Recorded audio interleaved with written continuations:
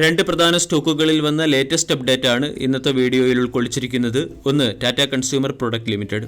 കഴിഞ്ഞ ദിവസം Tata consumer product limited 0.5% ഇടിഞ്ഞ് 1287 രൂപയ്ക്ക് അടുത്ത് ക്ലോസിംഗ് നൽകി. 1.13 ലക്ഷം കോടി രൂപയുടെ മാർക്കറ്റ് ക്യാപ്പുള്ള കമ്പനിയുടെ valuation 96.4, 52 week high 1269, 52 week low 828. Tata consumer product limited എന്ന കമ്പനിയുടെ ഫുള്ളി ഓൺഡ് സബ്സിഡറി കമ്പനികളായ Tata smart foods limited, Nourishco, Tata consumer soulful private limited തുടങ്ങിയ കമ്പനികളെ ടാറ്റ കൺസ്യൂമർ പ്രൊഡക്റ്റ് ലിമിറ്റഡ് എന്ന കമ്പനിയിൽ ലയിപ്പിക്കാൻ അല്ലെങ്കിൽ അമാൽഗമേറ്റ് ചെയ്യുന്നതിന് NCLTയുടെ സൈഡിൽ നിന്നും അപ്രൂവൽ ലഭിച്ചു എന്നുള്ളതാണ് സ്റ്റോക്കിനെ സംബന്ധിക്കുന്ന പോസിറ്റീവ് അപ്ഡേറ്റ്. ഈ മൂന്ന് കമ്പനികളെയും ടാറ്റ കൺസ്യൂമർ പ്രൊഡക്റ്റ് ലിമിറ്റഡ് എന്ന കമ്പനിയിൽ ലയിപ്പിക്കുന്നതുമായി ബന്ധപ്പെട്ട അപ്ഡേറ്റുകൾ മുമ്പും പുറത്തു വന്നിരുന്നു. ഇപ്പോൾ ഈ അപ്ഡേറ്റിന് NCLTയുടെ സൈഡിൽ നിന്നും അപ്രൂവൽ ലഭിച്ചു എന്നുള്ളതാണ് ഏറ്റവും പ്രധാന ഹൈലൈറ്റ്. നറിഷ്കോ ബിവറേജസ് എന്ന കമ്പനി 620 കോടി രൂപയുടെ ആനുവൽ ടേൺ ഓവറുള്ള കമ്പനിയാണ്. ഈ കമ്പനി ഹിമാലയൻ എന്ന പേരിൽ ഒരു മിനറൽ വാട്ടർ ബ്രാൻഡും ടാറ്റ ഗ്ലൂക്കോ പ്ലസ് എന്ന പേരിൽ ഗ്ലൂക്കോസ് ബേസ്ഡ് ഡ്രിങ്കിൻ്റെ ഒരു ബ്രാൻഡും ഹോൾഡ് ചെയ്യുന്നുണ്ട്.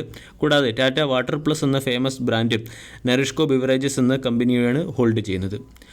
നറിഷ്കോ ബിവറേജസ് എന്ന കമ്പനി മുമ്പ് പെപ്സിക്കോ എന്ന കമ്പനിയുമായി ചേർന്ന് 50:50 എന്ന റേഷ്യോയിൽ ഒരു ജോയിൻറ്റ് വെഞ്ചറിലും എത്തിയിരുന്നു. Tata consumer soulful private limited എന്ന കമ്പനിയുടെ ആനുവൽ ടേൺ ഓവർ 64 കോടിയാണ്. കമ്പനി മുമ്പ് കൊട്ടാരം അഗ്രോ ഫുഡ്സ് പ്രൈവറ്റ് ലിമിറ്റഡ് എന്ന പേരിലായിരുന്നു അറിയപ്പെട്ടിരുന്നത്. 2021 ഫെബ്രുവരി മാസത്തിലായിരുന്നു കൊട്ടാരം അഗ്രോ ഫുഡ്സ് പ്രൈവറ്റ് ലിമിറ്റഡ് എന്ന കമ്പനിയെ Tata consumer product limited acquire ചെയ്ത് Tata consumer soulful private limited എന്ന പേരിൽ പേര് മാറ്റിയത്. ടാറ്റ സ്മാർട്ട് ഫുഡ്സ് ലിമിറ്റഡ് എന്ന കമ്പനിയുടെ ആനുവൽ ടേൺ ഓവർ 15.71 കോടിയാണ്. കമ്പനി പ്രധാനമായും ready to cook gravies, pastes എന്നിവയാണ് മാനുഫാക്ചർ ചെയ്യുന്നത്. ടാറ്റ സമ്പൻ, എംസൈഡ്, ടാറ്റ രാസ തുടങ്ങിയവയാണ് ഈ കമ്പനിയുടെ പ്രധാന പ്രൊഡക്റ്റുകൾ. ക്വാർട്ടർലി റിസൾട്ട് പോയിന്റ് ഓഫ് വ്യൂവും ടാറ്റ കൺസ്യൂമർ പ്രൊഡക്റ്റ് ലിമിറ്റഡ് എന്ന സ്റ്റോക്കിനെ ഫോക്കസ് ചെയ്യാം. കഴിഞ്ഞ ക്വാർട്ടർലി റിസൾട്ട് സെഷനിൽ കമ്പനി മികച്ച പെർഫോമൻസ് കാഴ്ചവെച്ചിരുന്നു. നെറ്റ് പ്രോഫിറ്റ് 36.4% ഉയർന്ന് 505 കോടിയായി ഉയരുകയും റവന്യൂ ഫ്രം ഓപ്പറേഷൻ 11% വർദ്ധിച്ച് 3733 കോടിയായി മാറുകയും ചെയ്തു.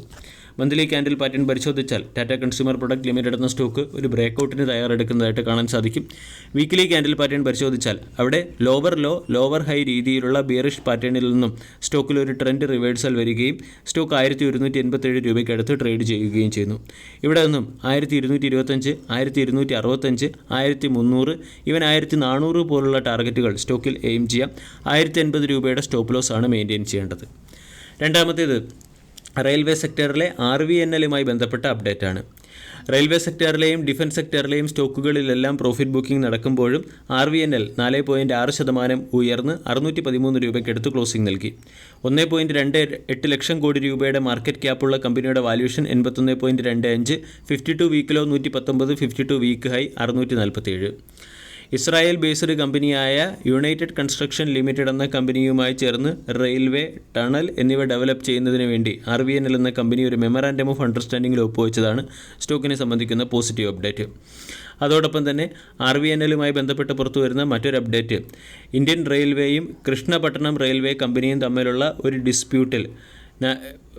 ഡിസ്പ്യൂട്ടിൽ NCLT കൃഷ്ണപട്ടണം റെയിൽവേ കമ്പനി ലിമിറ്റഡുമായി ബന്ധപ്പെട്ട് അല്ലെങ്കിൽ റെയിൽവേ കമ്പനി ലിമിറ്റഡിന് അനുകൂലമായി ഒരു വിധി പ്രഖ്യാപിക്കുകയും ഇതിൻ്റെ പശ്ചാത്തലത്തിൽ കൃഷ്ണപട്ടണം റെയിൽവേ കമ്പനി ലിമിറ്റഡ് എന്ന കമ്പനിക്ക് ഏകദേശം 584 കോടി രൂപയുടെ ഓർഡർ ലഭിക്കുകയും ചെയ്തു.